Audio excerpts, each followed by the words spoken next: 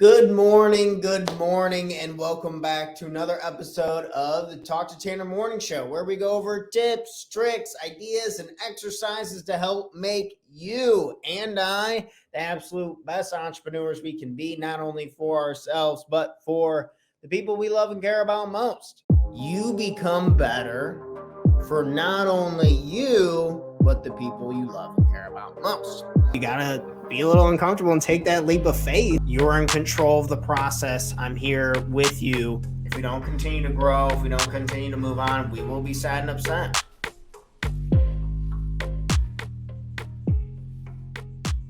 We're going to be talking about putting too much pressure on ourselves.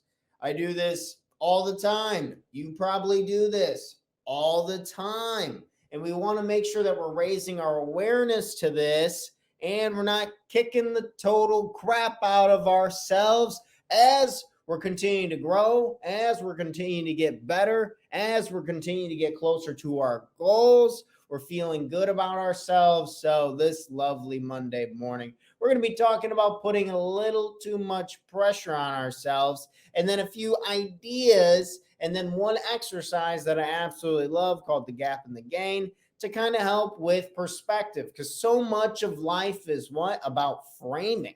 So we just want to be careful of the negative consequences of putting too much pressure on ourselves. Say if you have an ideal that you are striving for, and this is where you're currently at.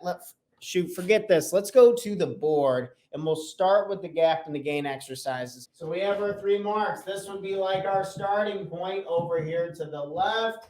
This would be the ideal. This would be like the ideal or the goal down here. So this is what we're striving towards, right? This is the end of the journey. You and I, we go through our 6-week plan. One of our sections is on vision and creating that vision for ourselves and creating the ideal future that we want with our relationships, with our career, with our finances, with who we truly want to become. And this is the starting point. And say you are about right here. This is where you are today. You are here. You are here right now. So what is happening with the gap and the gain? So this is the gap and this is the gain. So a lot of times we are putting way too much pressure on ourselves because we are living in this space. We're living in this space, the gap. I want to be there. I want that amount of money. I want that house over in Colorado and in Florida. I want my Sprinter van. I do not have it today. I do not have it. I say these because these are my personal goals, so you guys know them. But we're living in this gap. I should already be 10 pounds lighter. I should already have a dozen more coaching clients. I need to think in your own terms of how you beat the crap out of yourself, thinking about a life that would be ideal for you. It's kind of a jacked up process, to be humble and to live a good life. You got to be zen and living in the moment. We talk about this kind of stuff all the time. But in order to get somewhere where you want to go, you got to have some type of map. You're not going to go on vacation and not have an end destination in mind of where you want to go, or else what? You'll get lost. So we know that we got to create some type of ideal and some type of goal. And then the tricky part is to let go of that for right now and to be living right here where you are with everything, all the encompassing that you are today, everything that you can feel, that you can see, that you can touch. We talked about living in the moment. Usually you got to get your senses involved. What can you see beautiful things outside, or see things that you're grateful for that's already in front of you, or maybe getting your imagination or your hearing, other senses involved, taste, touch, to help bring us back to the present moment. Or also looking at, this is where a lot of joy can happen. This is where a lot of joy can happen, is when we are focused on the gain. the gains that we have made so far. And to do this, we can just go back. Something that I have found very helpful is when I'm putting too much pressure on myself is that I see the ideal and the goal and I have my eye on it. I know it's there and I know it exists, but then I'm recognizing I'm here right in this moment. I'm talking on camera. I'm having fun with my morning show and I'm looking at the gains.